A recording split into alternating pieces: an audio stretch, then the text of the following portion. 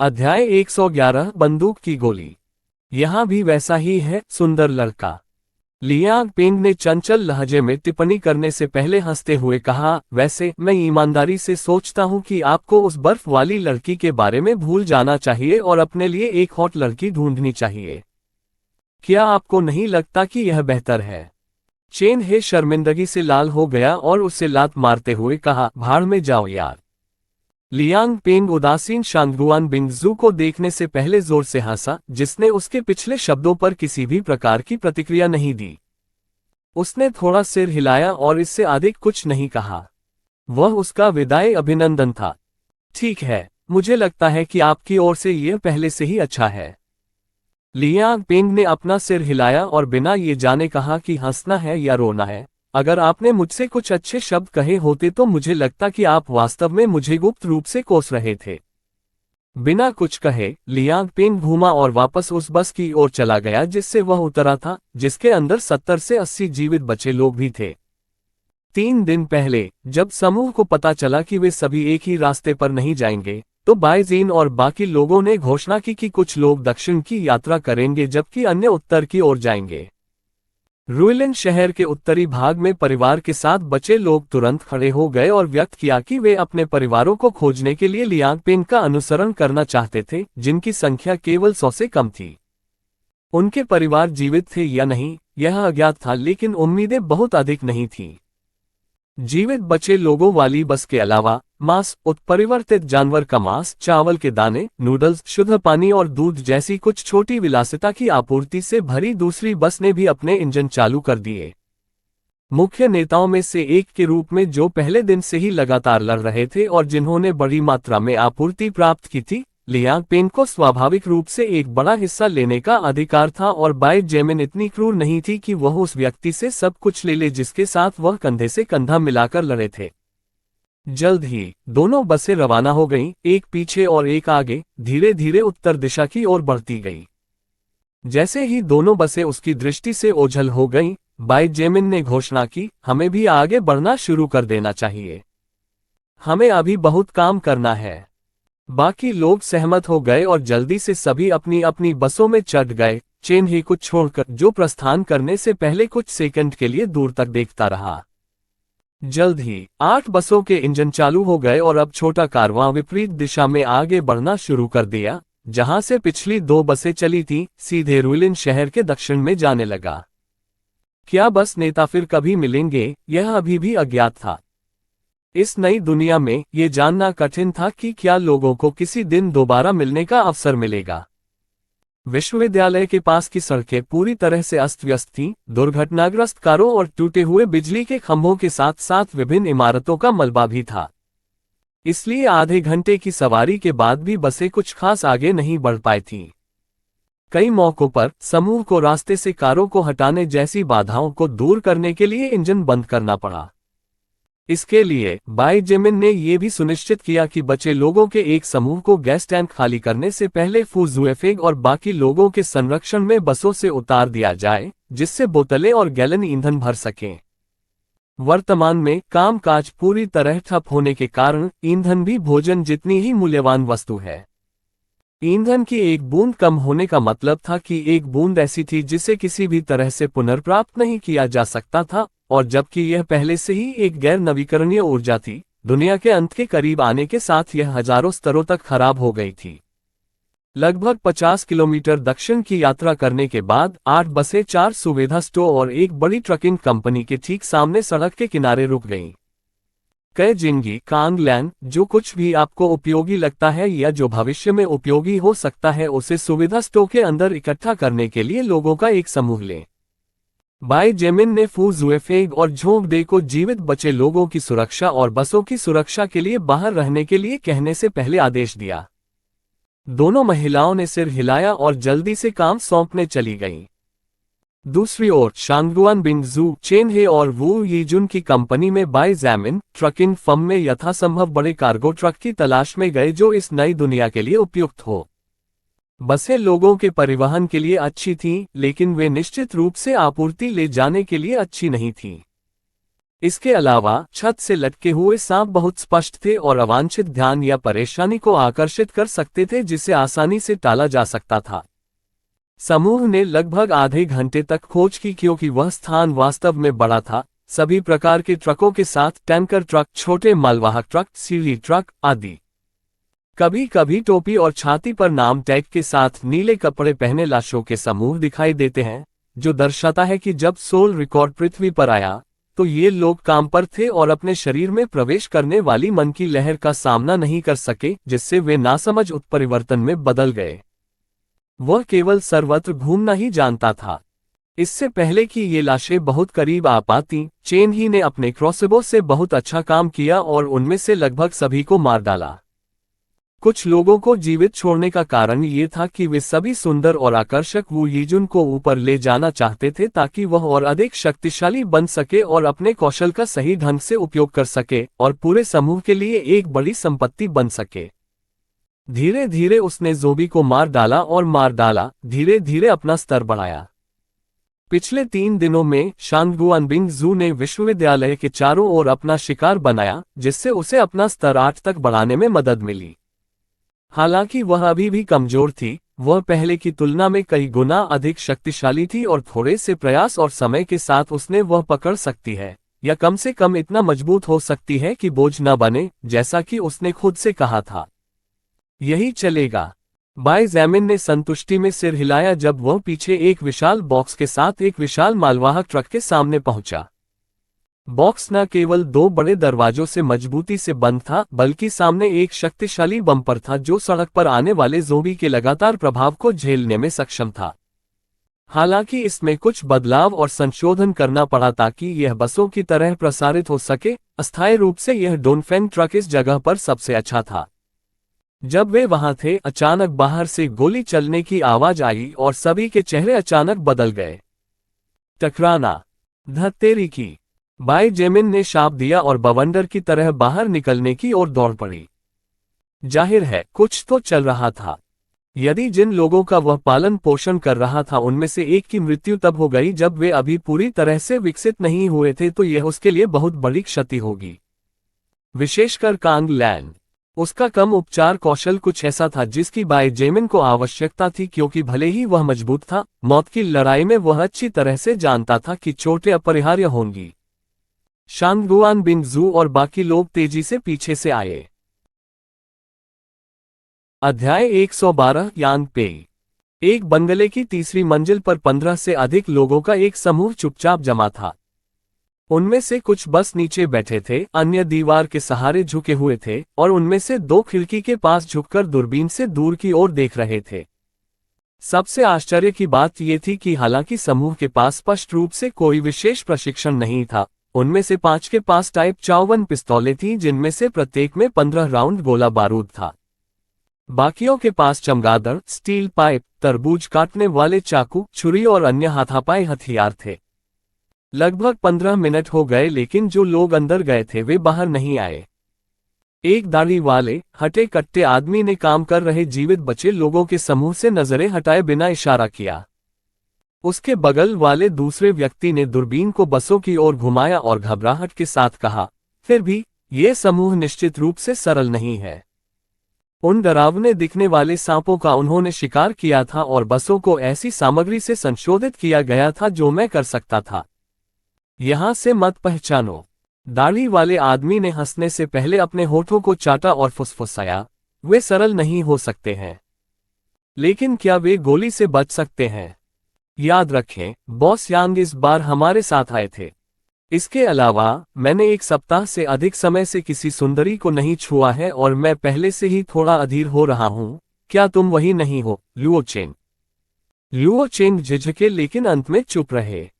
वास्तव में उसे एक महिला की गर्माहट महसूस हुए कुछ समय हो गया था और समूह की सभी महिलाएं जो बेस पर थीं, कुछ सड़कों पर जीवित बचे लोगों के समूह में युवा महिला छात्रों की तुलना में बहुत सुंदर नहीं थीं।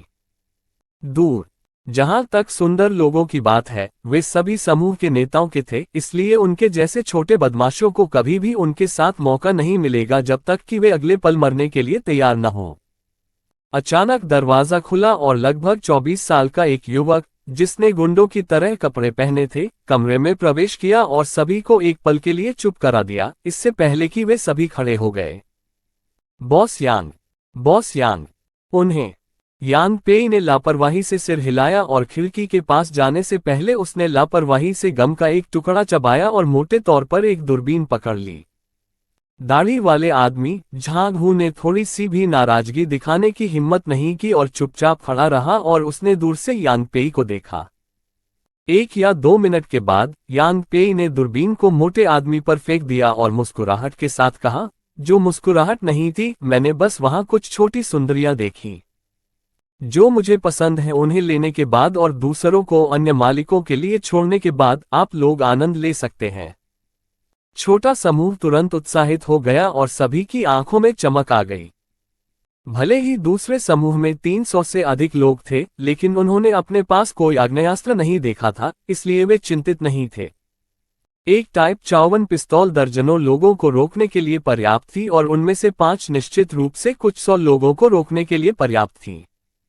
इसके अलावा दूसरा समूह ऐसे लोगों से बना था जिन्होंने क्रूरता नहीं देखी थी। ये स्पष्ट था क्योंकि उन सभी के चेहरे उज्ज्वल थे और ऐसा नहीं लग रहा था कि कोई भी कठिनाई से गुजर रहा है। हॉटहाउस फूलों से भरा ऐसा समूह कभी भी तूफान के आतंक का सामना नहीं कर सकता। याद रखें, जितना संभव हो उतना कम गोली मारें ताकि गोला बारूद बर्बाद न हो। हम इस मिशन के लिए इतनी सारी गोलियां या हथियार नहीं लाए क्योंकि हमें केवल इन 4 सुविधा स्टोरों से आपूर्ति लेनी थी।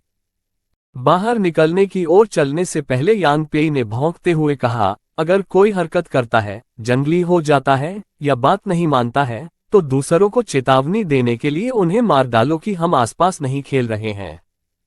लगभग 15 लोगों की आंखों में पागलपन की झलक थी और कुछ 4x4 पिकअप ट्रकों और ऑफ रोड जीपों में चढ़ने से पहले वे जल्दी से यांग पेई के पीछे चले गए, जबकि बाय जेमिन और बाकी लोग ट्रक कंपनी के अंदर सड़क को अवरुद्ध करने वाले खतरों को दूर कर रहे थे और समूह के लिए आवश्यक नए परिवहन की तलाश कर रहे थे। कई जिंगी और कांग लैन बचे हुए लोगों की देखभाल कर रहे थे जो जितनी संभव हो उतनी आपूर्ति पहुंचाने के लिए कड़ी मेहनत कर रहे थे।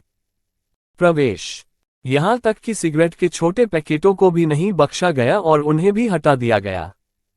सड़क के उस पार फुजुएफेग और झोंगडे उन जीवित बचे लोगों की जांच कर रहे थे जिन्हें इस बार काम करने के लिए नहीं चुना गया था या जिन्होंने अभी भी अपना गैर कामकाजी रवैया बनाए रखा था। बड़ी समस्याओं से बचने के लिए उन्होंने बस उन्हें बसों से उतरने से मना कर दिया और उन्हें आदेश के साथ अपनी सीटों पर इंतजार कराया। धीरे धीरे 4 सुविधा स्टोरों के बगल में नूडल्स, चावल, पानी की बोतलें, नमक, चीनी, दूध, कैंडी, कुकीज और कई अन्य खाद्य पदार्थों के पैकेजों से भरे गत्ते के बक्से एक एक करके ढेर लगने लगे। हालांकि पहली नजर में ये बहुत अधिक लग सकता है, वास्तविकता ये थी कि लोगों की भारी संख्या को देखते हुए वे जो भी भोजन दुकानों से ले रहे थे वह पूरी तरह से खत्म होने से पहले अधिकतम 1 महीने तक चल सकता था। आखिरकार लगभग 400 लोगों को ठीक से खाना खिलाना कोई आसान काम नहीं था जिसका मजाक उड़ाया जा सके। जिंगी, तुम्हें क्या लगता है बाय जेमिन वास्तव में कितनी मजबूत है? कांग लैन ने अपने बगल वाली लड़की से पूछा। अपने चश्मे के माध्यम से जब वह आसपास के वातावरण को ध्यान से देखती थी तो उसकी काली आंखें बुद्धिमत्ता से चमकती हुई प्रतीत होती थीं। कई जिंगी ने अपना सिर हिलाने से पहले एक पल के लिए सोचा, मुझे नहीं पता। भले ही मैं हर बार स्तर बढ़ाने पर चपलता और सहनशक्ति में हर बिंदु जोड़ रहा हूं, लेकिन मैं उसकी चपलता को नहीं पकड़ सकता। यहां तक कि हालांकि मेरे पास मेरा खंजर है जो पूरी तरह फटने पर मेरी चपलता को बहुत बढ़ा देता है, लेकिन मैं मुश्किल से ही उसकी परछाई को चमकता हुआ देख पाता हूं।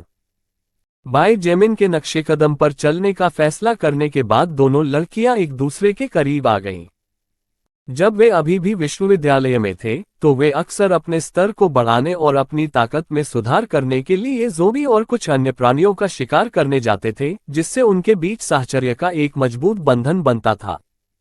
अचानक दूर से गरजती और तेजी से आती हुई कई इंजनों की आवाज ने सभी को सचेत कर दिया। झोंगडे का चेहरा थोड़ा बदल गया और वह जल्दी से चिल्लाया, कांगलैन कई जिंगी। कर्मचारियों को दुकानों के अंदर छिपा दो और बाहर मत आओ। कांगलैन का चेहरा भी बदल गया और उसने आदेश दिया, हर कोई अंदर और जब तक अन्यथा करने के लिए न कहा जाए तब तक बाहर न आए। अतीत में वह उस कछुए की तरह शर्मीली थी जो अपना सिर अपने खोल से बाहर निकालने की हिम्मत नहीं करता था। वह हमेशा अकेली रहती थी, अपनी ही किताबों में खोई रहती थी। हालांकि आधे महीने तक सैकड़ों लाशों के साथ साथ अन्य उत्परिवर्तित जानवरों को मारने के बाद कांगलेन ने अधिक आत्मविश्वास हासिल कर लिया था और गंभीरता के क्षणों में उसके शब्द अब लड़खड़ाते नहीं थे। वह एक चतुर महिला थी और भले ही उनका अभी तक किसी और जीवित बचे व्यक्ति से सामना नहीं हुआ था, कियाओलांग का मामला अभी भी उसकी याददाश्त में ताज़ा था। नहीं, केवल वह ही नहीं, सभी को ये स्पष्ट रूप से याद था और वे जानते थे कि कभी कभी मनुष्य ही सबसे बड़ा शत्रु होता है। बचे हुए लोग जो भोजन और अन्य आपूर्ति के बक्से ले जा रहे थे, ऑर्डर की आवाज और इंजनों की आवाज सुनकर पीले पड़ गए। बिना किसी हिचकिचाहट के वे सभी दुकानों में भाग गए और डरावनी आंखों से बाहर देखते हुए छिप गए। अध्याय 113 टकराव और मृत्यु। झोंक दे और कांगलैन को जो आशंका महसूस हुई और जो जल्द ही बाकी बचे लोगों में फैल गई, आखिरकार एक वैध कारण साबित हुआ।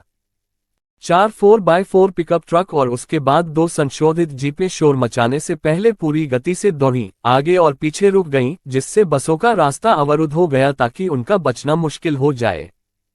इसके तुरंत बाद सभी प्रकार के हथियारों के साथ 15 लोग वाहनों से उतरे और 8 बसों को घेर लिया। उनमें से कई के बाल पीले, हरे, नीले और अन्य चमकीले रंगों में रंगे हुए थे, जबकि अन्य जंगली दिखने वाले मध्यम आयु वर्ग के पुरुष थे। उन 15 नए लोगों को देखकर, जिनके इरादे स्पष्ट रूप से अच्छे नहीं थे, बसों और सुविधा स्टोरों के अंदर बचे लोग भयभीत हो गए। उनमें से किसी ने भी बहुत अधिक ध्यान आकर्षित करने के डर से थोड़ी सी भी आवाज करने की हिम्मत नहीं की और कई जिंगी और बाकी लोगों को आशा के साथ देखा। वे वही थे जिन पर बचे हुए लोग इस समय भरोसा कर सकते थे। हर कोई बुरी बसों से उतर जाओ। चेहरे पर कई मुहासों के निशान वाला एक मोटा आदमी बसों में से एक के पास आया और ब्लेजिंग बीटल के खोल पर अपना बल्ला घुमाते हुए जोर से चिल्लाया, जिसने वाहन के अधिकांश हिस्से की रक्षा की। 7 अन्य लोग दूसरी बसों के पास आए और अपने हाथों में हथियारों के साथ वाहनों को बेरहमी से पीटना शुरू कर दिया। वे चिल्लाते रहे और गालियां देते रहे, जिससे बचे हुए लोग और भी अधिक भयभीत हो गए। झोंक डी की त्योरियां चढ़ गईं और वह आगे बढ़ने ही वाला था, लेकिन उस मोटे आदमी ने अपनी बंदूक का अगला भाग तान दिया, जिससे वह तुरंत रुकने को मजबूर हो गया। मैं तुम्हें सलाह दूंगा कि तुम यहां नायक की भूमिका मत निभाओ, बड़े आदमी। नीहू नाम के हटे कट्टे आदमी ने उपहास करते हुए कहा, मैं जानता हूं कि आप में से कई लोग इतने मजबूत हैं कि यहां इन राक्षसों का शिकार करने में सक्षम हैं और हम शायद आपके प्रतिद्वंद्वी नहीं होंगे। हालांकि मुझे नहीं लगता कि आप गोली से बच सकते हैं। क्या आप ऐसा कर सकते हैं? भले ही इस समूह के लोगों में उन भयानक सांपों का शिकार करने की ताकत थी, फिर भी वे इंसान थे। एक गोली उनमें से किसी के भी जीवन को समाप्त करने या उन्हें घायल करने के लिए पर्याप्त थी, कम से कम एक बंदूक उन्हें दूर रखने के लिए पर्याप्त थी। सभी ने यही सोचा था और वास्तव में ये गलत भी नहीं था। हालांकि झोंक दे और बाकी लोग एक सामान्य इंसान की तुलना में बहुत अधिक मजबूत थे। सिर में गोली लगने का मतलब था खेल का अंत। अगर बाय जेमिन को सिर या दिल में गोली मारी जाए तो भी वह मर जाएगी। झोंक दे को रुकने के लिए मजबूर करने पर एक अन्य हथियारबंद व्यक्ति कैजिंगी और कांगलैन के पास आया। उस आदमी ने अपनी आंखों में स्पष्ट अश्लील इच्छा के साथ दोनों महिलाओं को देखा और अपने होठों को चाटते हुए अफसोस के संकेत के साथ कहा, बहुत बुरा, मैं तुम में से किसी के साथ नहीं खेल पाऊंगा, छोटी सुंदरिया। कम से कम नहीं जब तक बॉस आपके शरीर से ऊब नहीं जाते। हे। बंदूकधारी ने कांगलैन की छाती को पकड़ने के इरादे से अपना हाथ आगे बढ़ाया, जबकि 2 अन्य बंदूकधारियों ने मनोरंजन के साथ इस दृश्य को देखा और दोनों लड़कियों पर अपनी बंदूकें तान दी, जैसे कि उन्हें अपनी उपस्थिति से डराना हो। कांगलैन का चेहरा बदल गया क्योंकि उसे उम्मीद नहीं थी कि ये लोग इतने बेशर्म और निर्भीक होंगे। वह उस आदमी की पकड़ से बचते हुए एक कदम पीछे हटी और उस पर अपनी तर्जनी से इशारा करते हुए बोली, मुझे मत छुओ, गंदे सुअर। इससे पहले कि वह आदमी प्रतिक्रिया दे पाता, कांगलैन की उंगली की नोक पर एक जादुई चक्र दिखाई दिया और एक गहरे हरे बादल ने उसे और उसके एक सहयोगी को पूरी तरह से ढक लिया। हरा बादल पूरी तरह से गायब होने से पहले केवल 1 सेकंड तक ही टिक पाया। हालांकि वे दो व्यक्ति जो पहले अपने चेहरे पर मुस्कान के साथ खड़े थे, अब अपनी पीठ के बल जमीन पर लेटे हुए थे। उनके पहले मुस्कुराते और आत्मविश्वास से भरे चेहरे अब अविश्वास से भर गए थे और उनकी त्वचा के रंग पर एक अजीब सा दिखने वाला हरा रंग आ गया था, जो उन्हें एक भयानक रूप दे रहा था।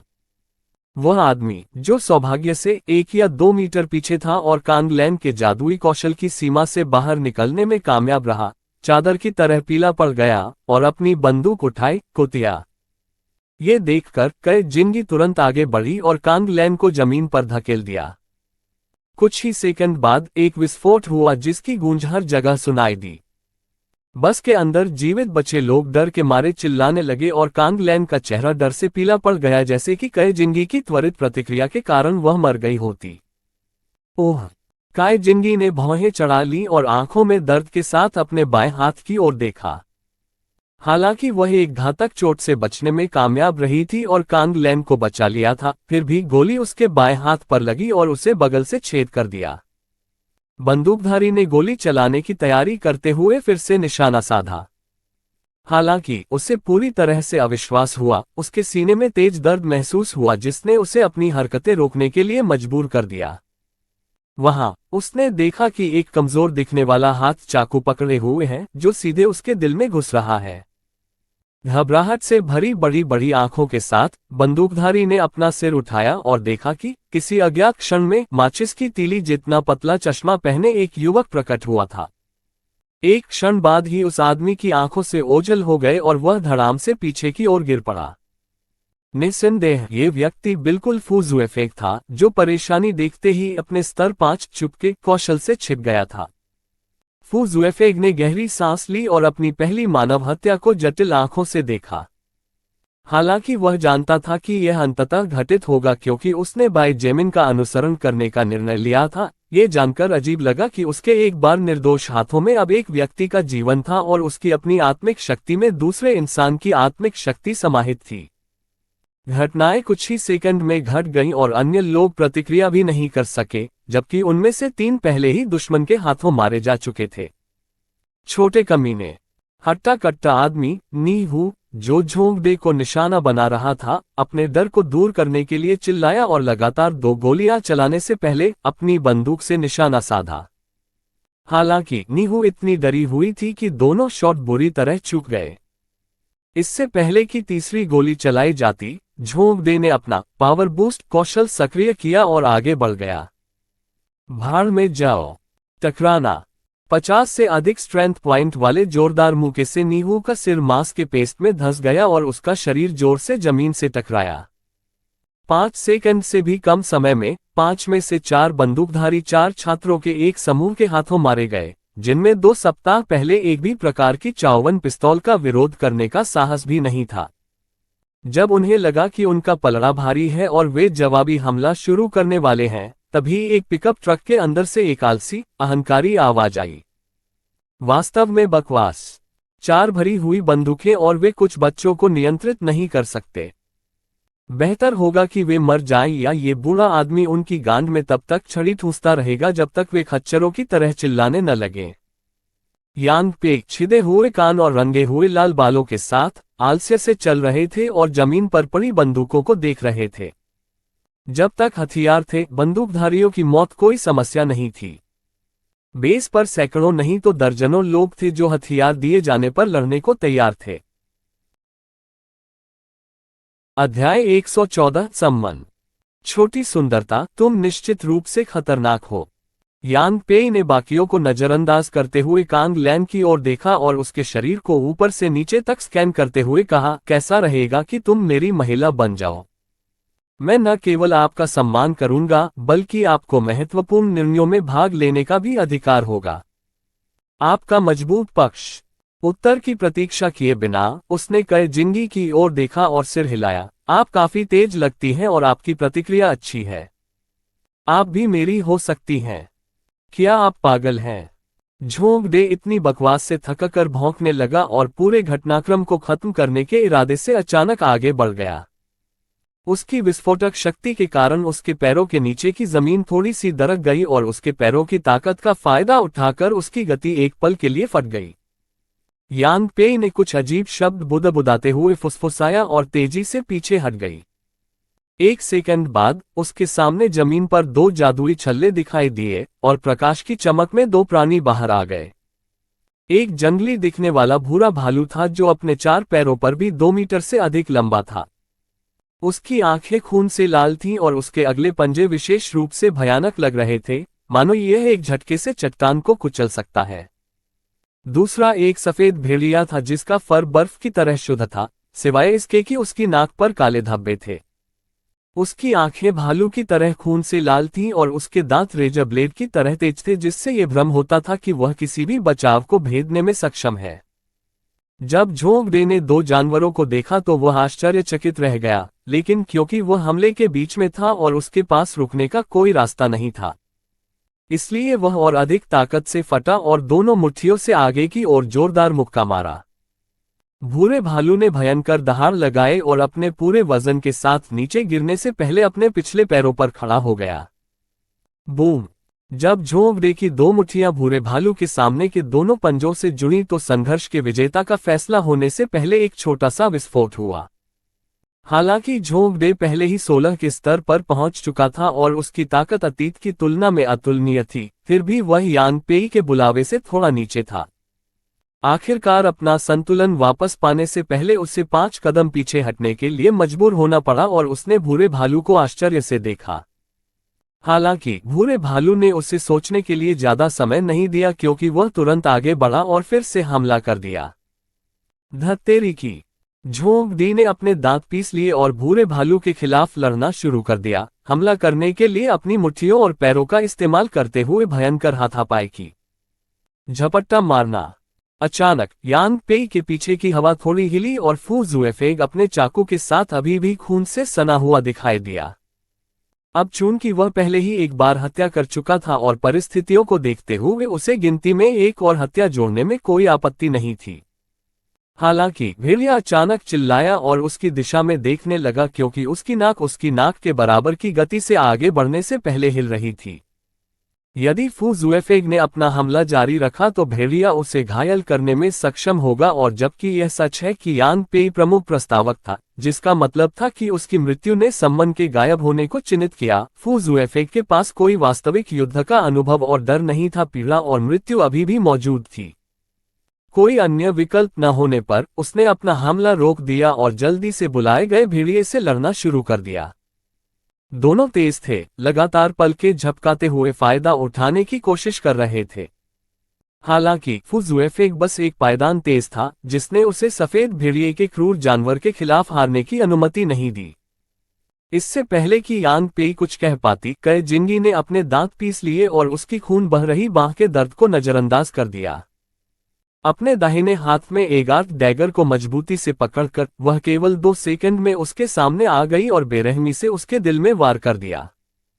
वह स्पष्ट रूप से अपने दुश्मन के जीवन को समाप्त करने का इरादा रखती थी और ऐसा करने से पहले उसने 1 सेकंड के लिए भी संकोच नहीं किया था। यांग पेई का चेहरा बदसूरत हो गया, क्योंकि उन्हें उम्मीद नहीं थी कि लोगों का ये समूह इतना शक्तिशाली होगा कि वे इतने लंबे समय तक उनके बुलावे का विरोध कर सकेंगे। हालांकि उसके सम्मन मजबूत थे, मन की खपत भयानक थी। वह अपना मैना पूरी तरह से खोने से पहले दोनों जानवरों को अधिकतम कुछ मिनट तक ही झेल सका। तुम सच में मेरे लिए कोई और विकल्प नहीं छोड़ते, छोटी कुतिया। यांग पेई ने अपनी कमर से टाइप 54 पिस्तौल निकाली और कांग लेन पर निशाना साधा। हालांकि वह उसे अपने पास रखना चाहता था, लेकिन जीवित रहने के लिए उसके पास उसे मारने के अलावा कोई विकल्प नहीं था। ऐसा नहीं था कि उसने पहली बार महिलाओं की हत्या जैसा कुछ किया हो। कई जिंगी का चेहरा बदल गया और वह तेजी से घूमा, एक बार फिर कांग लेन को बचाना चाहता था।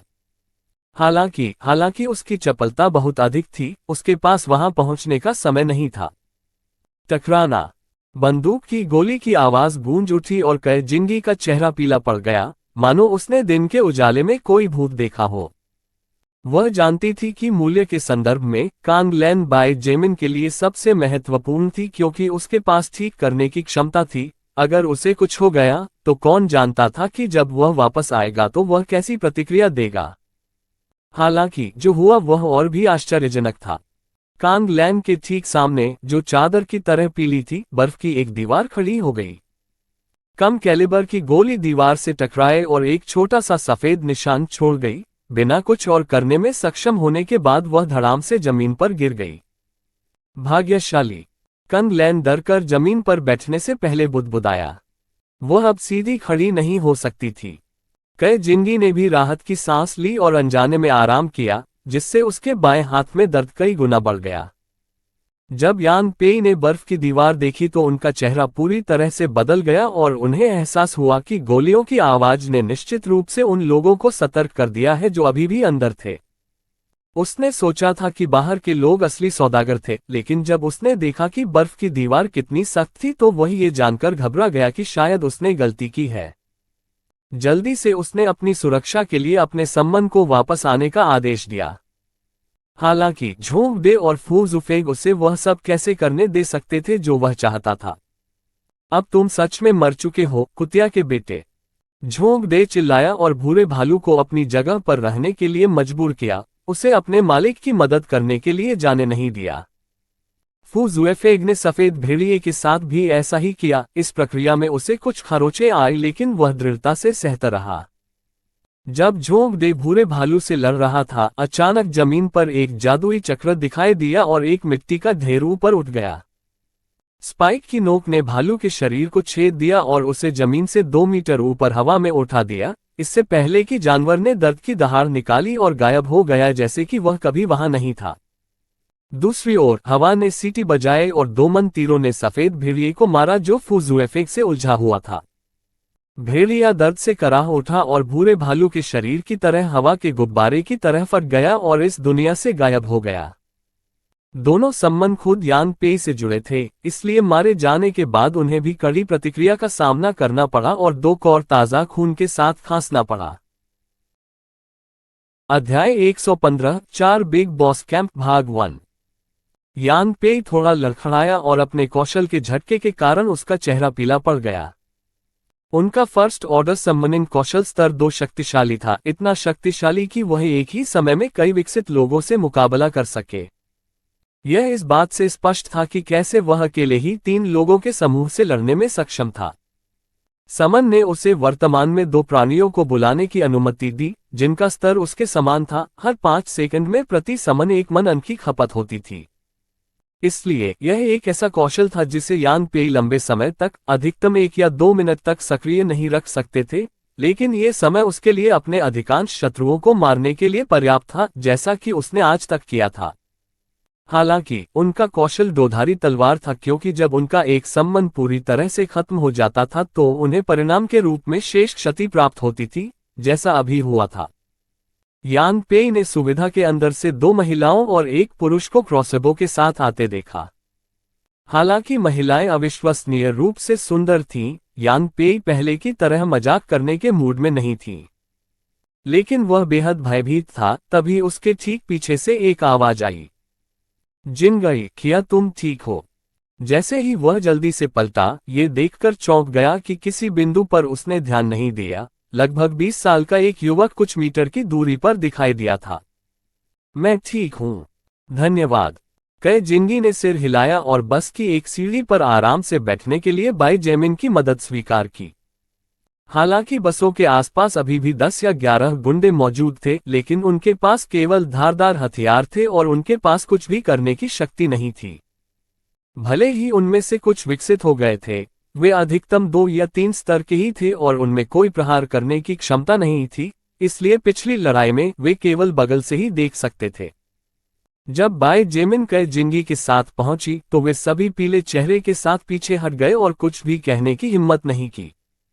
आखिरकार न केवल वर्तमान स्थिति अत्यंत प्रतिकूल थी, बल्कि उनके सामने वह युवक कहीं से ऐसे प्रकट हो गया था जैसे वह कोई भूत हो। बाई जेमिन ने अपने आसपास के सभी लोगों को नजरअंदाज कर दिया और शर्मीली कई जिंगी के बालों को धीरे से सहलाया और प्रशंसा की, आपने बहुत अच्छा काम किया।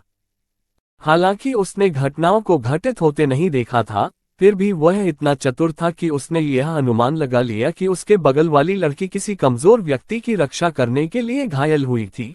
ये देखते हुए कि बचे हुए लोगों को कवर किया गया था और झोंक दे भालू से लड़ रहा था, केवल कांगलैन ही बचा था। आखिरकार शांगुआन बिंग जू के विपरीत कांग लैन ने जादू के रास्ते पर 100% ध्यान केंद्रित किया था, जो विभिन्न तरीकों से लड़ने के लिए अपने बर्फ कौशल का उपयोग कर सकता था। कांग लैन डर कर पास आई और शर्मिंदगी से अपना सिर नीचे कर लिया। जिनगी, मुझे क्षमा करें। मेरी वजह से तुम। कई जिनगी ने दर्द को नजरअंदाज करते हुए मीठी मुस्कान दी और धीरे से अपना सिर हिलाया। ये ठीक है। हाथ का घाव एक दोस्त की मौत की तुलना में कुछ भी नहीं है। इसके अलावा गोली अंदर और बाहर जाती रही, इसलिए यह कोई बड़ी बात नहीं है। बाई जेमिन शर्मीली लेकिन बहादुर लड़की के सिर पर हाथ फेरने से खुद को रोक नहीं सकी। कांग लैन, अपने कौशल से जिंगी को ठीक करो। कांग लैन ने भी संकोच नहीं किया और तुरंत कई जिंगी की चोट पर 2 बार अपना कौशल दिखाया। बस इस बार उसका चेहरा अतीत की तरह पीला नहीं पड़ा। आखिरकार वर्तमान कांग लैन पहले ही 15 के स्तर पर पहुंच चुका था। रक्त का बहना तुरंत बंद हो गया और ऊतक भयावह गति से पुनर्जीवित होने लगे। हालांकि घाव अभी भी वहां था और साथ ही दर्द भी। 2 या 3 दिनों में एक बार फिर उसकी बांह की त्वचा हमेशा की तरह सही हो जाएगी। बाई जेमिन ने पलटकर यांग पेई की ओर उदासीनता से देखा, इससे पहले कि वह बिना एक शब्द कहे उसकी दिशा में कदम दर कदम चलना शुरू कर दे। उनके लिए उनके अधीनस्थ इस हद तक मूल्यवान थे कि वह उन्हें खजाने और कौशल से पोषित कर रहे थे। हालांकि कुछ ही मिनटों में वे सभी मारे जाने के करीब थे।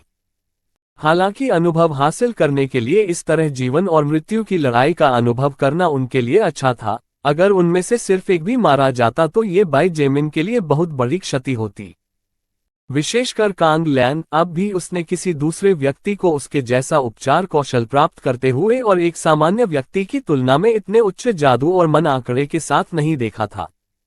हालांकि बाई जेमिन कुछ नहीं बोलती थी और केवल चलती थी। यांग पेई को ऐसा महसूस हो रहा था मानो कोई जंगली जानवर उसे देख रहा हो और उसने तुरंत गोली चलाने के लिए अपनी बंदूक उठाई।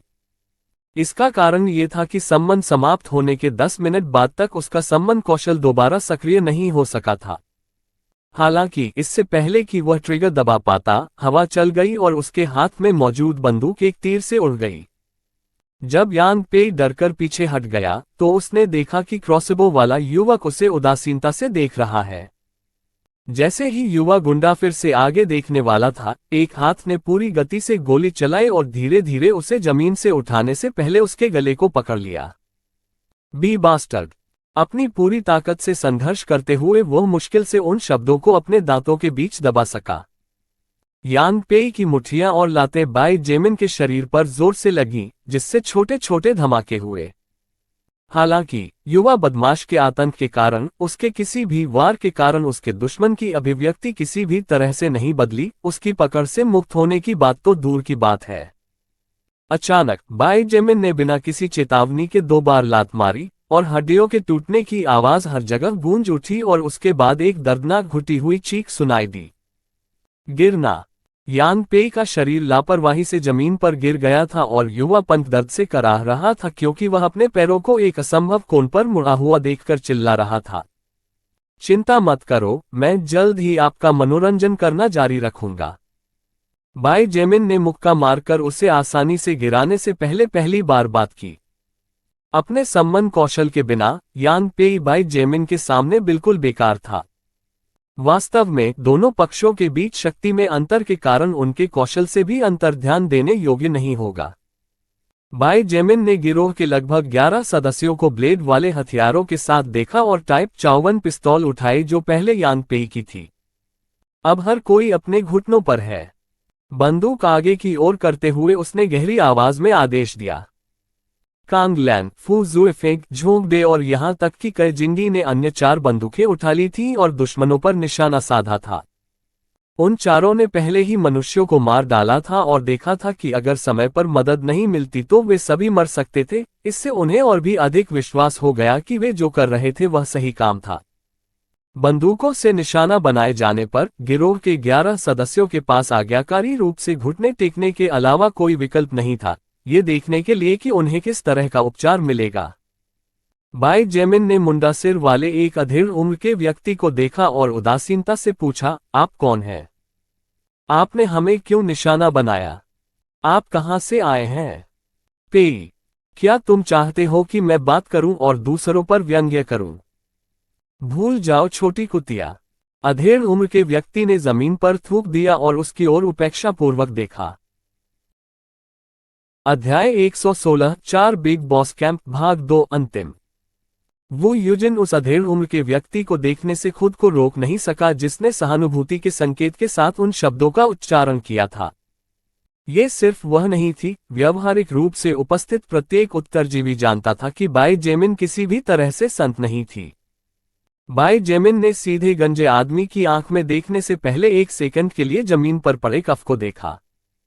आप कितने सम्माननीय हैं। उसने तनिक भी संकोच नहीं किया और धमाके के साथ उग्रवादी का सिर फट गया। मांस और खून के टुकड़ों के साथ टूटी हुई खोपड़ी के टुकड़े जमीन पर उड़ गए, जिससे डरपोक बचे लोगों ने बसों से और सुविधा स्टोरों के अंदर के दृश्य को देखकर आतंक की कराह निकाली। चेन वह मदद नहीं कर सका लेकिन भौहें चढ़ गईं। अब भी वह बाई जेमिन के तरीकों से पूरी तरह सहमत नहीं हो सके क्योंकि बचपन से ही जिस तरह से उनका पालन पोषण हुआ उसमें न्याय की भावना प्रबल थी। हालांकि यद्यपि वह अपेक्षाकृत निष्पक्ष था, वह न तो पांडित्यपूर्ण था और न ही मूर्ख।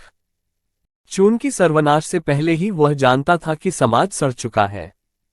ऐसे मामले भी थे जिनमें वह राजनेताओं, पुलिसकर्मियों या सैन्य अधिकारियों के बारे में जानता था जो एक निश्चित सीमा को पार नहीं करने तक कुछ कार्यों या आदेशों को पूरा करने के इच्छुक थे जो स्थापित नियमों के खिलाफ थे।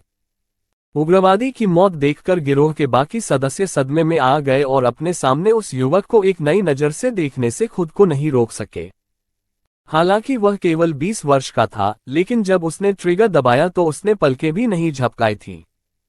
बाई जेमिन ने दूसरे उग्रवादी पर बंदूक तान दी और बेरुखी से पूछा, तुम कौन हो? तुमने हम पर बंदूक क्यों तान दी? तुम कहां से आए हो? मैं बोलूंगा। मुझे गोली मत मारो। इस बार बाई जेमिन का निशाना लुओ चेंग निकला, जो दूर से दूरबीन से समूह पर नजर रख रहा था। लुओ चेंग पहले से ही अन्य उग्रवादियों की मौत को देखकर ठंडी गोलियों से पसीना बहा रहा था, इसलिए जब उसे अपने सिर के ठीक ऊपर गनमेटल महसूस हुआ तो उसने संकोच नहीं किया और वह सब बोलने के लिए सहमत हो गया जो वह जानता था। वह किसी भी तरह से वीर योद्धा नहीं था और मौत से डरता था। वह हट्टा कट्टा आदमी जो लुओ चेंग के बगल में दूर से समूह पर नजर रख रहा था, अचानक जोर से चिल्लाया, लुओ चेंग! किसी भी बॉस ने आपके साथ बुरा व्यवहार नहीं किया है, लेकिन आप उन्हें धोखा देने जा रहे हैं। क्या आप डरते नहीं हैं कि वे फेंक देंगे? आपकी छोटी बहन सैनिकों के साथ मौज मस्ती करेगी। बाई जेमिन ने उसे एक और शब्द भी कहने की अनुमति नहीं दी, इससे पहले कि उसने अपना लक्ष्य उस मोटे आदमी के सिर पर बदल दिया और ट्रिगर खींच लिया। खड़े हुए हटे कट्टे आदमी की मौत देखकर गिरोह के अन्य सदस्यों ने अगले होने और गोली से उनके सिर उड़ जाने के डर से जरा भी आवाज निकालने की हिम्मत नहीं की। यदि आप में से कोई भी अपने अच्छे मालिकों के प्रति वफादार और सम्मानजनक बने रहना चाहता है, तो अभी सामने आए। मैं आपको अंतिम क्षण तक वफादार बने रहने और एक बहादुर योद्धा के योग्य मौत मरने का पूरा अवसर दूंगा। उनमें से किसी ने भी खड़े होने या उजागर करने की हिम्मत नहीं की और डरपोक मुर्गियों की तरह जल्दी से अपना सिर नीचे कर लिया। उनमें से एक भी ऐसा नहीं था जो टाइप 54 पिस्तौल का अगला निशाना बनना चाहता हो। बाई जेमिन ने उन्हें नजरअंदाज कर दिया और लुओ चेंग के सिर पर बंदूक की बैरल वापस रखने से पहले लुओ चेंग को समूह से दूर खींच लिया। अब आप बोलना शुरू कर सकते हैं। यदि आप मुझसे झूठ बोलने की हिम्मत करते हैं, यदि आप जानकारी छिपाने की हिम्मत करते हैं, यदि आप एक भी गलत नाम बताने की हिम्मत करो, मैं तुम्हारे दिमाग चकरा दूंगा। मेरे यहाँ तुम्हारे जैसे 8 अन्य लोग हैं और मुझे नहीं लगता कि तुम सभी सम्मान के लिए मरने को तैयार हो। लुओ चेंग ने पसीना बहाते हुए तेजी से सिर हिलाया और बिना रुके एक के बाद एक फलियां उगलना शुरू कर दिया।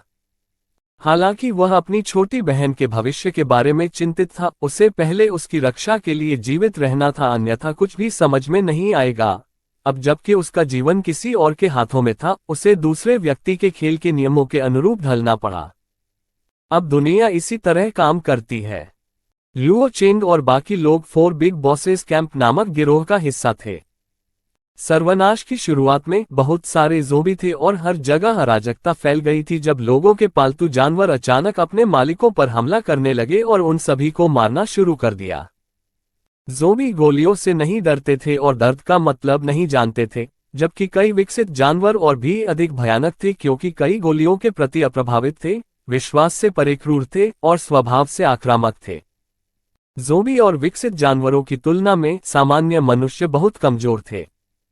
उसी समय यहां से लगभग 50 किलोमीटर दूर रुइलिन शहर के दक्षिण पूर्व में 4 लोग अचानक प्रकट हुए। ये चारों लोग अतीत में एक गिरोह का हिस्सा थे, लेकिन किसी तरह उन्होंने शक्तिशाली कौशल हासिल कर लिया और उनके पास कुछ आग्नेयास्त्र भी थे, जिससे कई लोगों की जान बच गई। ये 4 लोग थे, ये किगान, लेइसु, डू मिंग और वर्तमान में एक्शन से बाहर यांग पेई। सबसे पहले चारों ने कुछ हद तक संयमित व्यवहार किया और यद्यपि उन्होंने अपनी शक्तियों का दुरुपयोग किया, फिर भी कमजोरों की रक्षा की। उन्होंने ज़ोंबी के एक छोटे से गांव को साफ कर दिया और कई विकसित जानवरों को मार डाला, जिससे वर्तमान में 700 से अधिक लोगों को कुछ आराम करने के लिए अपेक्षाकृत सुरक्षित क्षेत्र बनाया गया। हालांकि जब लगभग एक सप्ताह के बाद कोई पुलिस या सरकारी सहायता नहीं मिली, तो चीजें बदलने लगीं। भोजन की कमी के कारण चारों मालिकों को दबाव महसूस होने लगा और गुस्से में आकर उन्होंने कई महिलाओं के साथ दुर्व्यवहार करना शुरू कर दिया, भले ही वे कितना भी चिल्लाएं या रोए। चारों मालिकों ने अपने पेट में भोजन पाने के लिए कुछ भी करने को तैयार कई लोगों को इकट्ठा किया और हथियारों की एक छोटी आपूर्ति प्राप्त करते हुए स्थानीय पुलिस स्टेशन पर छापा मारा। लगभग 50 लोगों को हथियारबंद करने के बाद उन्होंने आसपास के क्षेत्र को साफ करना शुरू कर दिया। इस प्रक्रिया में लाशों को मार डाला और कुछ आपूर्ति प्राप्त की। आग्नेयास्त्रों और आपूर्ति को अपने नियंत्रण में रखते हुए अन्य बचे लोग केवल उनका पालन कर सकते थे, भले ही 4 मालिकों के आदेश कितने भी क्रूर क्यों न हो। वर्तमान में गांव पूरी तरह से उत्पीड़न में जी रहा था और उस जगह पर कोई उम्मीद नहीं थी। लियो चेन के अनुसार इस समय उनका लक्ष्य ये 4 सुविधा स्टोर थे और वे केवल दुर्घटनावश ही उनके सामने आए। उन्होंने उन पर छापा मारने का कारण न केवल आपूर्ति चुराना था, बल्कि इसलिए भी था क्योंकि वहां कई युवा और खूबसूरत महिलाएं थीं, जिन्हें अगर वे मालिकों के सामने पेश करते तो यह एक बड़ी योग्यता बन सकती थी। यांग पेई ने स्वयं उन पर लार टपका दी। तो आप मुझे बता रहे हैं कि 4 छोटे सुविधा स्टोरों के लिए इन 4 मालिकों में से एक व्यक्तिगत रूप से चला गया। बाई जेमिन ने अपना सिर हिलाया और ठंडे स्वर में हंसी। ये सच है, मैं कसम खाता हूं, मैं और कुछ नहीं जानता। लियो चेंग डर गया और डर के मारे चिल्लाने लगा क्योंकि उसका शरीर लगातार हिल रहा था। बाई जेमिन ने गहरी आवाज में कहने से पहले उसे उदासीनता से देखा, झोंक देख फू जुएफेग। इनमें से 2 लोगों को ले जाओ और देखो कि क्या तुम्हें कुछ जानकारी मिल सकती है। यदि लियो चेन की बात पूरी तरह से सच थी तो ये जल्द ही सामने आ जाएगी और यदि कुछ भी मेल नहीं खाता है, तो झूठ बोलने वाले तीनों में से किसी को तुरंत मार दिया जाएगा। अध्याय 117 समर्पण। फू जुएफेग और झोंक डे ने लापरवाही से 2 अन्य आतंकवादियों को खींच लिया और उन्हें अलग अलग स्थानों पर ले गए। हालांकि दोनों गुंडे डरे हुए थे और उन्होंने अनजाने में विरोध करने की कोशिश की, लेकिन 2 रिवॉल्वर की ताकत के कारण उनके पास छूटने का कोई रास्ता नहीं था। दरअसल अपने साथियों की मौत देखकर दोनों आतंकवादी इतने डर गए थे कि फू जुएफेग और झोंक डे को अपनी बात कहने के लिए उन पर दबाव डालने या पीटने की भी जरूरत नहीं पड़ी और उन्होंने तुरंत सारी जानकारी उगल दी। कई मिनट तक चली बातचीत के बाद बाई जेमिन और बाकी लोग इस नतीजे पर पहुंचे कि तीनों में से कोई भी झूठ नहीं बोल रहा है। हालांकि स्पष्ट कारणों से उनके द्वारा कहे गए शब्दों में थोड़े बदलाव हुए, लेकिन जानकारी का मूल वही रहा। बाई जेमिन भयभीत लियो चेन के पास पहुंचे और दूसरे उग्रवादी की ओर इशारा करने से पहले अपनी जुआनयुआन तलवार जमीन पर फेंक दी। यदि तुम जीवित रहना चाहते हो तो उसे मार डालो और मैं तुम्हें हमारे साथ शामिल होने की अनुमति दूंगा। उसकी बातें सुनकर लियो चेन का चेहरा थोड़ा बदल गया क्योंकि वह स्पष्ट रूप से समझ गया कि उसके सामने वाले युवक का क्या मतलब था। यदि उसने अपने समूह के किसी सदस्य को मार डाला तो इसका मतलब था कि वह 4 बिग बॉस कैंप छोड़ने को तैयार था। आखिरकार उसके लिए वापस लौटना असंभव होगा क्योंकि उसे तुरंत देशद्रोही करार दिया जाएगा क्योंकि वह ये भी नहीं बता पाएगा कि वह अकेले एक विपत्ति के सामने कैसे जीवित रहने में कामयाब रहा, लेकिन यांग पे ऐसा नहीं कर सका। संक्षेप में, यदि लुओ चेंग ने आतंकवादी को मार डाला तो इसका वास्तव में मतलब था कि वह पूरी तरह से और बिना वापसी के बाई जेमिन के समूह में शामिल हो जाएगा। अंत में, बाई जेमिन द्वारा पहचाने गए उग्रवादी की भयभीत आंखों के नीचे लुओ चेंग ने अपने दांत पीस लिए और तलवार उठा ली। इससे पहले कि उग्रवादी को कुछ कहने का मौका मिले, लुओ चेंग ने बेरहमी से उसे काट डाला और उसका सिर धड़ से अलग कर दिया। हर तरफ खून बह गया और उग्रवादी का सिर जमीन पर लुढ़क गया। उसकी आंखें अभी भी अविश्वास और नफरत से भरी हुई खुली हुई थीं।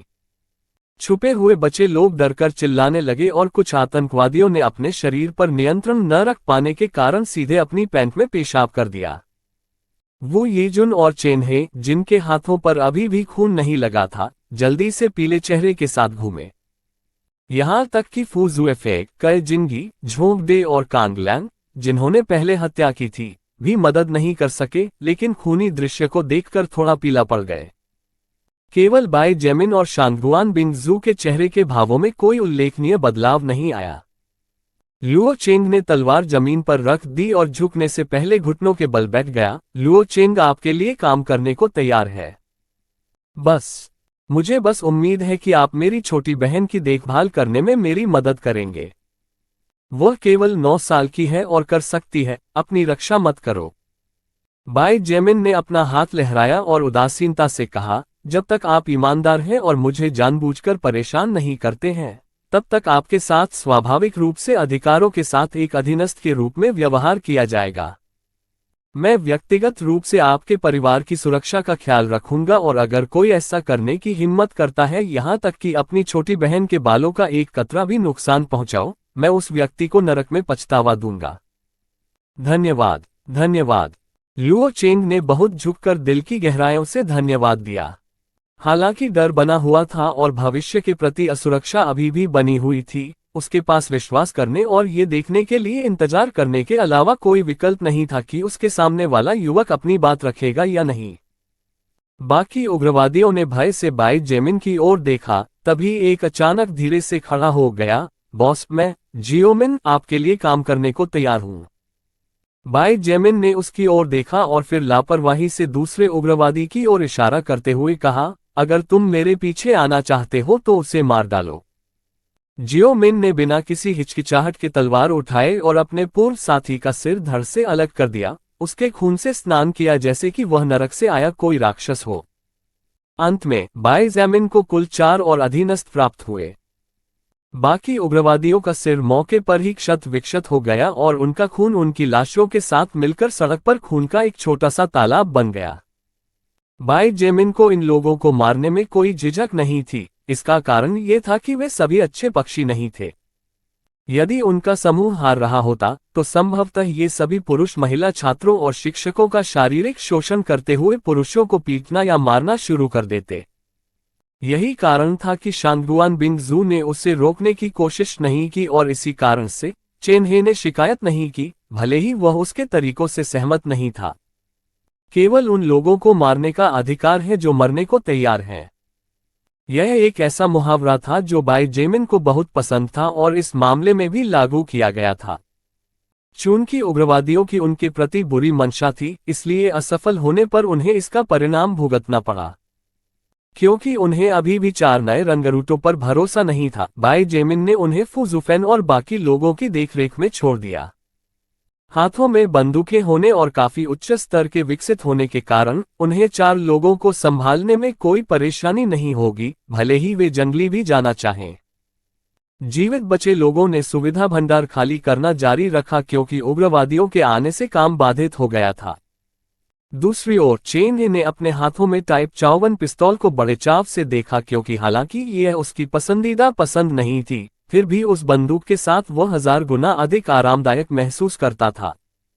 चेन हे की निशानेबाजी और क्षमता के साथ एक नौसिखिए के हाथ में एक छोटी क्षमता वाली पिस्तौल भारी मशीन गन से भी अधिक भयानक हो सकती है। जहां तक बाई जेमिन की बात है, वह इस समय कुछ गलियों की दूरी पर एक छोटे से बंगले के अंदर था। यदि कुछ होता है तो वह अपनी चपलता से कुछ ही सेकंड में सहायता प्रदान करने के लिए घटनास्थल पर पहुंच सकेंगे। उसके दूर जाने का कारण यह था कि वह आगे जो करने जा रहा था उसके लिए उसे कुछ गोपनीयता की आवश्यकता थी। बाई जेमिन नीचे झुकी और एक पल के लिए बेहोश यांग पेई को देखा। उसने उस युवक की छाती पर, जो लगभग उसकी ही उम्र का था, गहरा घाव कर दिया और ये देखकर कि वह अभी भी नहीं जागा, उसने घाव में एक मुट्ठी नमक फेंक दिया। परिणाम तत्काल था। यांग पेई की आंखें तुरंत खुल गईं, 2 तश्तरियों जितनी बड़ी। उसका चेहरा किसी भयानक राक्षस की तरह विकृत हो गया और दर्द की एक दहाड़ उसके गले से होकर दीवारों को चीरती हुई आगे निकल गई। उसने बाई जेमिन की ओर देखा और एक घायल जानवर की तरह चिल्लाया, कमीने! मैं तुम्हें 1000 टुकड़ों में काट दूंगा और सुअरों को खिला दूंगा। 2 जादुई घेरे जमीन पर चमके और अंदर से 2 सफेद भेड़िए बाहर निकले। ऐसा लग रहा था कि बुलाए गए 2 जानवर अपने मालिक के दर्द को समझने में सक्षम थे, क्योंकि वे भयंकर रूप से चिल्लाए और अपने जबड़े चौड़े करके बाई जेमिन पर झपटे। आप वास्तव में नहीं जानते कि आपके लिए क्या अच्छा है। बाई जेमिन ने ठंडी खर्राटे ली और दोनों मुट्ठियों से हमला करने से पहले एक कदम आगे बढ़ाया। जब उसकी 2 मुट्ठियां 2 सम्मनों से टकराईं, तो जानवर दर्द से कराहने में भी सक्षम हुए बिना मौके पर ही विस्फोट कर गए और इस दुनिया से पूरी तरह से गायब हो गए। यांग पेई ने 2 कौर ताज़ा खून थूका और जोर जोर से खांसना शुरू कर दिया, दर्द की चीखों के बीच अपने ही खून में दम घोंट दिया, जो अब लगभग अश्रव्य ग्राउट में बदल गया था। देखें तुम क्या करते हो, छोटे बच्चे! बाई जेमिन ने अपने बैकपैक के किनारे की छोटी जेब खोली और ध्यान से एक वस्तु निकाली। अध्याय 118 24 घंटे। बाई जेमिन ने जो वस्तु निकाली वह वास्तव में छोटा उत्परिवर्तित पौधा था, जिसे उसने लगभग 1 सप्ताह पहले first order anti magic zombie का सफलतापूर्वक शिकार करने के बाद महिला छात्रावास में पाया था। अब तक बाई जेमिन व्यावहारिक रूप से 100% आश्वस्त थी कि यह पौधा एक खजाना था। हालांकि 100% तक पहुंचने के लिए बचा हुआ वह छोटा सा प्रतिशत उसे कसकर पकड़ रहा था और उसने इसके फल खाने की हिम्मत नहीं की। आखिरकार लिलिथ ने उसे पहले ही स्पष्ट कर दिया था कि यदि यह एक हानिकारक उत्परिवर्तित पौधा है तो उसका शरीर खून की धुंध में विस्फोट कर सकता है। उस दृश्य की कल्पना मात्र से ही उसके रोंगटे खड़े हो गए। छोटा रूपांतरित पौधा अभी भी हथेली के आकार का था, लेकिन उसके समग्र स्वरूप में एक बड़ा अंतर था। ऐसा इसलिए था क्योंकि अतीत में 5 छोटे हरे फल और 2 थोड़े बड़े लाल फल होते थे, हालांकि अब 4 हरे फल और 3 लाल फल थे। 1 सप्ताह के दौरान छोटे रूप से परिवर्तित पौधे को बाई जेमिन ने हर दिन बहुत सावधानी से पानी दिया था और हर बार जब वह सोने जाता था तो वह अपने बैग को खिड़की के पास ऐसे कोण पर छोड़ना सुनिश्चित करता था जहां चांदनी की रोशनी उसे रोशन करती थी। दिन के दौरान उन्होंने ये सुनिश्चित किया कि छोटे पौधे को पर्याप्त धूप मिले और यह सुनिश्चित करने के लिए समय समय पर जांच भी की कि प्लास्टिक की बोतल में छेद काफी बड़े हों ताकि कोई समस्या न हो। अब यह देखने का समय आ गया था कि क्या उसके प्रयास सार्थक थे या वास्तव में वे समय की पूरी बर्बादी थे। लिलिथ, क्या तुम्हें लगता है कि मुझे लाल या हरे रंग का उपयोग करना चाहिए? बाई जेमिन ने पौधे को अनिश्चित दृष्टि से देखा, इसलिए वह सबसे महत्वपूर्ण प्रश्न पूछे बिना नहीं रह सका। ऐसा लगता है कि यांग पेई उस दर्द को भूल गया है जो उसे महसूस हुआ था जब उसने अपने पूरे जीवन में कभी देखा था। सबसे सुंदर प्राणी एक भूत की तरह कहीं से प्रकट हुआ था। उसकी आंखें आश्चर्य से फैल गईं और उसका मुंह हिल गया, मानो वह कुछ कहना चाहता हो, लेकिन अंत में उसके अंदर से कोई शब्द नहीं निकला। लिलिथ ने उस पर नजर भी नहीं डाली और सीधे उसके साथ ऐसा व्यवहार किया मानो वह हर जगह मौजूद हवा से भी अधिक महत्वहीन हो। वह बाई जेमिन के बगल में खड़ी हो गई और उसकी ओर देखने से पहले उत्परिवर्तित पौधे को देखा और जवाब दिया, मुझे लगता है कि आपको लाल फल आजमाना चाहिए। बाई जेमिन ने भौहें चढ़ाते हुए सिर हिलाया, वास्तव में मैं भी आपके जैसा ही सोच रहा था। अगर यह कुछ बुरा है तो लाल फल का सबसे बुरा प्रभाव होगा, लेकिन अगर यह कुछ अच्छा है तो यह मेरा नुकसान होगा क्योंकि मैं पूरी तरह से पका हुआ फल बर्बाद हो जाएगा। जीवन और मृत्यु की तरह हानि और लाभ भी साथ साथ चलते हैं। लिलिथ ने कंधे उचकाए और इशारा किया। सोल रिकॉर्ड के पृथ्वी पर आने से पहले भी यह एक अकाट्य सत्य था, लेकिन इस अज्ञात इकाई के आगमन के बाद ऐसा सत्य और अधिक मुखर और स्पष्ट हो गया। लिलिथ की बात सुनने और यह महसूस करने के बाद कि वे दोनों एक जैसे सोचते हैं, बाई जेमिन ने यांग पेई की ओर देखने से पहले चुपचाप सिर हिलाया, लेकिन उसकी वर्तमान स्थिति को देखकर वह हंसने के अलावा कुछ नहीं कर सका। लगता है तुमने उसे देखे बिना भी उसे मंत्रमुग्ध कर दिया है, लिलिथ। यही कारण है कि पुरुष इतने उबाऊ होते हैं। उसने पहले अपनी आंखें घुमाई और एक शर्मीली हल्की मुस्कान के साथ उसकी ओर देखा और फुसफुसाए, लेकिन तुम मुझे दिलचस्प लगते हो। भाई जेमिन ने इस समय उसकी ओर ज्यादा देखने की हिम्मत नहीं की। वह वास्तव में समझ नहीं पा रहा था कि कैसे कोई प्राणी इतने खूबसूरत शरीर के साथ इतना आकर्षक हो सकता है, लेकिन साथ ही उसका व्यवहार भी एक छोटी अपरिपक्व लड़की जैसा हो सकता है जो अभी तक बाहरी दुनिया से दूषित और दूषित नहीं हुई है। अवसर का लाभ उठाते हुए उसने आगे बढ़ने से पहले 3 लाल फलों में से एक को सावधानी से लिया और यांग पेई के मुंह में फेंक दिया। वह युवक जो 4 बिग बॉस कैंप के 4 नेताओं का हिस्सा था, उसने उस क्षण से अपना मुंह बंद नहीं किया था जब लिलिथ ने खुद को दिखाया था। यांग पेई का चेहरा पूरी तरह से बदल गया और उसने जल्दी से उत्परिवर्तित फल को उगलने की कोशिश की, लेकिन बाई जेमिन उसे अपनी इच्छानुसार कैसे करने दे सकती थी। एक जोरदार मुक्के से यांग पेई को इस प्रक्रिया में कुछ दांतों के साथ छोटे लाल फल को निगलने के लिए मजबूर होना पड़ा। खांसी, तारानकन कमीने। खांसी, तारानकन, खांसी, तारानकन, तुमने मुझे क्या खिलाया? यांग पेई ने जमकर खांसी और गाली गलौज की। हालांकि अचानक उसका चेहरा पूरी तरह से लाल हो गया और उसकी आंखें पीछे मुड़ गईं, इससे पहले कि वह मौके पर ही बेहोश हो जाता। बाई जेमिन ने भौहें सिकोड़ लीं और जांच करने पर उन्हें एहसास हुआ कि वास्तव में यांग पेई का तापमान बढ़ गया था और वह तेज बुखार से पीड़ित थे। और अब क्या गलत है? बाई जेमिन ने निराशा में अपना सिर खुजलाया। उनके शरीर में विस्फोट नहीं हुआ, लेकिन कुछ अच्छा भी नहीं हुआ। हे टिल्डा, ऐसा इसलिए है क्योंकि अच्छाई हमेशा बुराई के साथ आती है। क्या आप अभी तक इसे समझ नहीं पाए हैं? लिलिथ धीरे से हंसी और इशारा किए बिना दृष्टि से ओझल हो गई। कल शायद फल का प्रभाव दिखाई देगा, इसके लिए तत्पर रहें। एक बार फिर अकेले रह जाने पर बाई जेमिन ने आह भरी और बुदबुदाते हुए बेहोश शरीर को उठाया। कम से कम वह खून की धुंध में नहीं फटा। समूह शाम ढलने तक दक्षिण दिशा में आगे बढ़ता रहा। सूरज ढलने लगा था और रुकने से पहले लगभग 30 किलोमीटर की यात्रा की और रात में सवारी करना अच्छा विचार नहीं था। रास्ते में उन्हें कई बाधाओं का सामना करना पड़ा, जिससे 8 बसों और डोनफेन ट्रक की गति बेहद धीमी हो गई। आखिरकार सभी 9 बड़े वाहन थे, इसलिए दुर्घटनाओं से बचने के लिए चालकों के पास सावधानी बरतने के अलावा कोई विकल्प नहीं था। जैसा कि लुओ चेंग ने बताया, 4 बिग बॉस कैंप इस जगह से दक्षिण पूर्व दिशा में केवल 20 किलोमीटर दूर था। इसलिए आगे बढ़ना शुरू करने से पहले बाई जेमिन और बाकी लोगों ने रात के लिए उचित आराम करने का फैसला किया। 5 मंजिला होटल के अंदर 5 लाशें गलियारे में लड़खड़ाती हुई चल रही थीं। उनके पीले चेहरे और जीवन की चमक से रहित सफेद आंखें और उनके खून से सने दांत उन्हें एक अजीब रूप देते थे, जिसके पास कोई भी सही दिमाग वाला व्यक्ति नहीं जाना चाहेगा। वो येजुन ने देखा कि 5 लाशें धीरे धीरे पास आ रही थीं और वह मदद नहीं कर सका, लेकिन ध्यान दिया कि ये जीव धीमे से धीमे होते जा रहे थे। हालांकि यह ज़ोंबी नहीं थे जो धीमे हो गए, ये वह थी जो हर बार विकसित होने और दुश्मन से आत्मशक्ति को अवशोषित करने में तेज हो गई। उसने अपने फर्स्ट ऑर्डर प्लांट एम्पावरमेंट कौशल को सक्रिय करने से पहले अपने नाजुक हाथ की हथेली खोली और चुपचाप पड़े छोटे बीजों को देखा। 5 छोटे बीज चमके और उसके आदेश के तहत पूरी गति से बाहर निकले और हवा को तोड़ते हुए जो उन्हें धीमा करने की कोशिश कर रही थी। इससे पहले कि 5 लाशें प्रतिक्रिया कर सके, उनमें से प्रत्येक के सिर में एक उंगली मोटा छेद दिखाई दिया, जिससे वे आसानी से मर गए। ली ना, गाओ मिन और फैन वू ने अपने दोस्त को ईर्ष्या भरी निगाहों से देखा। वे भी उसकी तरह ज़ोंबी को मारने में सक्षम होना चाहते थे। बहुत बुरा, उनमें लड़ने की हिम्मत नहीं थी।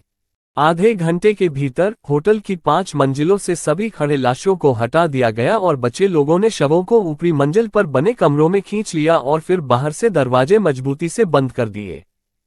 जल्द ही रात घिर आई और एक बार फिर एक महत्वपूर्ण सम्मेलन चल रहा था। अध्याय 119 लिली। होटल की मुख्य मंजिल को अलग अलग खंडों में विभाजित किया गया था। रिसेप्शन, रसोईघर, एक विशाल सामान्य लाउंज या साझा बैठक कक्ष, एक रेस्तरां, बाथरूम आदि। दरअसल शुरुआती मंजिल में ग्रुप 2 हिस्सों में बंट गया था।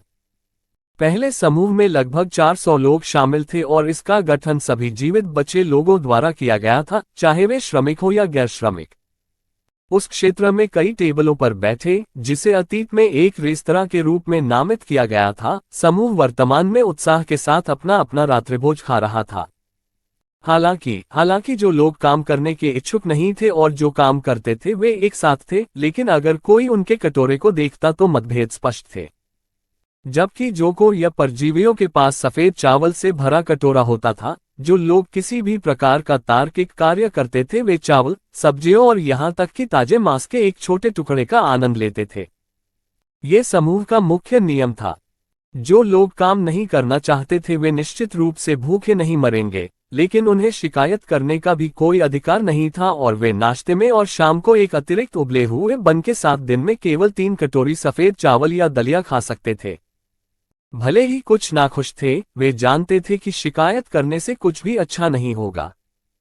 आज बाय जेमिन और उसके अधीनस्थों द्वारा 1 दर्जन लोगों की हत्या कर दी गई थी, इसलिए जाहिर तौर पर उन्हें उकसाना बेहतर नहीं था। इसके अलावा ये देखकर कि लगभग 1 सप्ताह की भूख के बाद महिला छात्रावास से बचाई गई कुछ महिला छात्रों ने प्रसन्न भाव से सफेद चावल खाया, जिससे उन्हें नफरत थी। कुछ समझदार लोगों को एहसास हुआ कि शायद वे जितना सोचा था उससे कहीं अधिक विशेषाधिकार प्राप्त थी। दूसरी ओर दूसरा समूह बहुत छोटा था और इसमें केवल 10 से अधिक लोग शामिल थे। होटल के लिविंग रूम में रेस्तरां से एक दोहरे दरवाजे से अलग एक बड़ी लकड़ी की मेज थी जिसे कमरे के केंद्र में ले जाया गया था। मेज पर सभी प्रकार के स्वादिष्ट व्यंजन थे, तला हुआ विकसित जानवर का मांस, सब्जी और मांस का सूप, चावल, अलग अलग सॉस के साथ नूडल्स, तली हुई सब्जियां, पकी हुई मछली, यहाँ तक कि सोडा की 5 बड़ी बोतलें भी थीं ताकि हर कोई अपनी इच्छानुसार मदद कर सके। इस समूह के लोगों ने जो खाया और हॉल के बाहर के लोगों के भोजन के बीच का अंतर इतना अधिक था कि शुरुआत में इसकी तुलना नहीं की जा सकती थी। मेज के शीर्ष छोर पर बैठी बाय जेमिन ने एक एक करके उपस्थित लोगों की ओर देखा। शांगुआन बिंगजू, चेन हे, वू यीजुन, फू जुएफेंग, कई जिंगी, झोंग डे, कांगलैन, यहाँ तक कि गाओमिन, फैंगवू और ली ना भी मौजूद थे। हालांकि बाद के तीनों को उपस्थित होने का कोई अधिकार नहीं था, क्योंकि वे शांगुआन बिंगजू और वू येजुन के अच्छे दोस्त थे। किसी ने भी इसके बारे में कुछ नहीं कहा। आखिरकार ये स्वाभाविक था कि नेताओं के रूप में उनके पास विशेषाधिकार थे और उनके मौजूदा राशन को देखते हुए कुछ और लोगों को लाना कोई समस्या नहीं थी। उदाहरण के लिए, यदि बाय जेमिन अपने कुछ दोस्तों को यहाँ रात्रिभोज के लिए लाना चाहती थी, तो कोई भी इसके बारे में कुछ नहीं कहेगा, क्योंकि मोर्चे पर लड़ने वाले और समूह के मुख्य सेनानी के रूप में यह उसका अधिकार था। मैं ये सुनना चाहूंगा कि आज हमें उन सड़क चोरों के मुंह से जो जानकारी मिली उसके बारे में आपकी क्या राय है। बाय जेमिन ने आखिरकार चुप्पी तोड़ी और आज रात के मुख्य विषय की शुरुआत की। मुझे लगता है कि हमें किसी तरह उनके साथ संवाद करने और सहयोग करने का प्रयास करना चाहिए। चेन हे ने गंभीर स्वर में प्रस्ताव रखा। मुझे यकीन है कि अगर हम अपने समूह की ताकत दिखाते हैं तो वे लोग जो खुद को 4 बड़े बॉस कहते हैं, उन्हें बचे हुए लोगों के प्रति अपना रवैया बदलना होगा। चेन हे, क्या तुम पागल हो? वू येजुन ने उसे आश्चर्य से देखा और बिना किसी हिचकिचाहट के अपना सिर हिलाया। उन लोगों ने अब तक, जहां तक हम जानते हैं, कई महिलाओं के साथ दुर्व्यवहार किया है और यहां तक कि थोड़ी सी परेशानी के कारण निर्दोष लोगों को मार डाला है। हम ऐसे लोगों के साथ कैसे सहयोग कर सकते हैं? कई जिंगी ने भी अपना सिर हिलाया और उनके प्रस्ताव से असहमति जताए। इतना ही नहीं, आज हमने 4 बिग बॉस कैंप समूह के कई उग्रवादियों को मार गिराया। मुझे नहीं लगता कि वे इस मामले को लापरवाही से लेंगे। 2 महिलाओं के तर्क को सुनकर चेन वह चुप हो गया और गहरे चिंतन में पड़ गया, क्योंकि उसे किसी तरह एहसास हुआ कि वह जो निष्क्रिय और मैत्रीपूर्ण मुलाकात चाहता था वह इतनी आसानी से काम नहीं करेगी। अंत में शांगुआन बिंगजू ने भी अपनी राय व्यक्त की। मुझे लगता है कि हमें अंदर घुसना चाहिए, खुद को सामान्य बचे लोगों के रूप में पेश करें और क्या करना है ये तय करने से पहले जगह का अध्ययन करें। कांगलैन ने सहमति में सिर हिलाया और बताया, हालांकि हमारा समूह मजबूत है, हम यह नहीं भूल सकते कि उनके पास आधुनिक आग्नेयास्त्रों से लैस 50 से अधिक लोग हैं, जबकि हमारे पास केवल 5 प्रकार की 54 पिस्तौलें हैं, जिनमें कुल मिलाकर 40 राउंड से कम गोला बारूद है। ये बड़ी समस्याओं को रोकने के लिए थोड़ा सतर्क रहना बेहतर होगा। बाई जेमिन ने मेज पर धीरे से अपनी उंगली थपथपाई और वह गहरे चिंतन में डूब गया और फिर अपने पीछे खड़े व्यक्ति को ऐसे देखने लगा जैसे वह उसकी निजी नौकर हो। ये तुम्हें कैसा दिखता है, लिली? हर किसी की अजीब नज़र उस महिला पर पड़ी जो देखने में औसत लगती थी, लेकिन उसका शरीर इतना आकर्षक था कि उसकी बैगी ड्रेस छुप नहीं पा रही थी। निस्संदेह ये व्यक्ति लिलिथ था। उसने जितना संभव हो सके अपने आकर्षण को दबा दिया था और खुद को सबके सामने दिखाने से पहले उसका खूबसूरत चेहरा एक औसत से थोड़ा ऊपर की महिला में बदल गया था। स्पष्टीकरण सरल था और बाई जेमिन ने कहा कि वह एक अकेली जीवित बची थी जिसने खुद को होटल के स्टोर रूम में छिपा लिया था, जहां कुछ खाद्य भंडार थे। हालांकि सभी को ये देखकर बहुत अजीब लगा कि दोनों ने जिस घनिष्ठता के साथ व्यवहार किया वह केवल कुछ घंटे पहले ही मिले थे। फिर भी किसी ने इसके बारे में कुछ भी नहीं बताया और संदेह के बावजूद कोई और प्रश्न नहीं पूछा गया।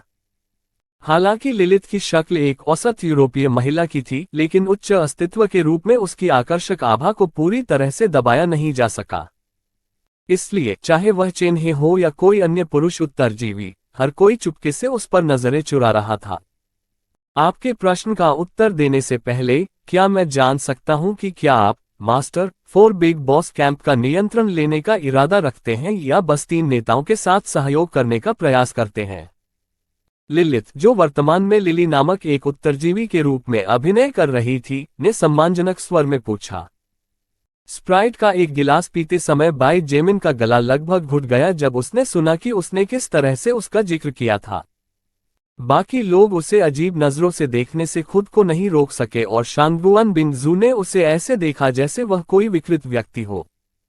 गुप्त रूप से अपने दांत पीसते हुए और अपनी ओर से मिल रही अजीब नजरों को नजरअंदाज करते हुए उसने सामान्य स्वर में उत्तर दिया, मैं पूरे शिविर का नियंत्रण लेना चाहता हूं, आग्नेयास्त्रों से लेकर आपूर्ति और बचे हुए लोगों तक, सब कुछ। हर किसी का चेहरा थोड़ा बदल गया। अपवाद वू यीजुन और शांगगुआन बिंगजू थे, जिनकी नजर ये कहने का सुझाव दे रही थी, अंत में ऐसा ही हुआ। दूसरी ओर फू जुएफेग और झोंगडे ने एक दूसरे को देखा और राहत की सांस लेते हुए मुस्कुराए बिना नहीं रह सके। चूंकि बाई जेमिन ने उस स्थान को जीतने का फैसला किया था, एक बार जब उसने शासन करने की भावना का स्वाद चख लिया तो यह बेहद असंभव था कि वह पुरानी चीनी सरकार के सामने आत्मसमर्पण कर देगा। अध्याय 120 मानव शिविर में घुसपैठ। अच्छा ऐसा है। बाई जेमिन के निजी नौकर के रूप में अपनी भूमिका जारी रखते हुए लिलिथ ने अपने विचार को समझाने से पहले एक पल के लिए सोचा, मुझे लगता है कि 2 महिलाओं के शब्द सही हैं और सबसे अच्छा विकल्प घुसपैठ करना है। एक सामान्य उत्तरजीवी होने का नाटक करके आप न केवल जानकारी प्राप्त कर सकते हैं उन महत्वपूर्ण चौकियों के बारे में जिन पर पहले हमला करने की आवश्यकता है, लेकिन आप अंदर से भी जनशक्ति इकट्ठा कर सकते हैं। यह विचार बहुत अच्छा है। शांगगुआन बिंगजू की आंखें चमक उठी और उसकी ओर सराहना करते हुए देखा, अगर लुओ चिंग नाम के उस आदमी और बाकी लोगों ने जो कहा वह सच है, तो कई जीवित बचे लोग शिविर के नेताओं द्वारा उनके साथ किए जाने वाले व्यवहार के कारण नाखुश होंगे, लेकिन उन्हें उचित भोजन नहीं मिला। यदि हम उन्हें अपने पक्ष में ला सकते हैं, जरूरत पड़ने पर वे निश्चित रूप से बहुत मददगार हो सकते हैं। बाई जेमिन 1 या 2 मिनट तक चुप रहे जब तक कि उन्होंने अंत में फैसला नहीं कर लिया, तो फिर ऐसा ही होगा। कल जब सूरज उगेगा, फू जुएफेग और झोंगडे मेरे साथ 4 बिग बॉस कैंप में आएंगे और हम अध्ययन करने के लिए जीवित बचे होने का नाटक करेंगे। अंततः गांव पर कब्जा करने के लिए हमला शुरू करने से पहले क्षेत्र। शांगगुआन बिंगजू ने भौहें चढ़ा ली और असमंजस में पूछा, केवल आप तीनों ही क्यों? बाई जेमिन ने एक पल के लिए उसकी ओर देखा और सपाट स्वर में उत्तर दिया, आप, वो यीजुन और चेन्हे अच्छे नहीं हैं। आपका क्या मतलब है? वो यीजुन ने चंचल मुस्कान के साथ उसकी ओर देखा, जाहिर तौर पर उसे पहले से ही जवाब पता था। आप बहुत अधिक ध्यान आकर्षित करेंगे। बाई जेमिन ने कंधे उचकाए और लापरवाही से कहा, आप दोनों बहुत सुंदर महिलाएं हैं और चेन वह बहुत सुंदर है। दूसरी ओर फू जुएफेग, झोंगडे और मैं बिल्कुल औसत हैं और कुछ सरल के बाद किसी का ध्यान आकर्षित नहीं करेंगे व्यवस्थाएं। बाई जेमिन का जवाब सुनकर चेन्हे को अनजाने में थोड़ी शर्मिंदगी महसूस हुई, लेकिन साथ ही अपनी शक्ल पर थोड़ा गर्व भी हुआ। जहां तक शांगगुआन बिंगजू की बात है, उसने अंततः चुपचाप उसके तर्क को स्वीकार कर लिया और गुप्त रूप से थोड़ा आश्चर्यचकित हुई क्योंकि बाई जेमिन उसकी उपस्थिति पर उसकी प्रशंसा नहीं कर रही थी, वह पूरी उदासीनता के साथ केवल तथ्य बता रहा था। भले ही वह अपनी उपस्थिति के बारे में विशेष रूप से परवाह नहीं करती थी, शांगगुआन बिंगजू एक बहुत ही चतुर महिला थी और स्वाभाविक रूप से जानती थी कि पुरुषों के लिए वह इस हद तक सुंदर थी कि वह कभी कभी चमकदार दिखाई देती थी। इसलिए यह दुर्लभ बात थी कि कोई उसकी प्रशंसा न करे या सक्रिय रूप से उसे आकर्षित करने का प्रयास न करे।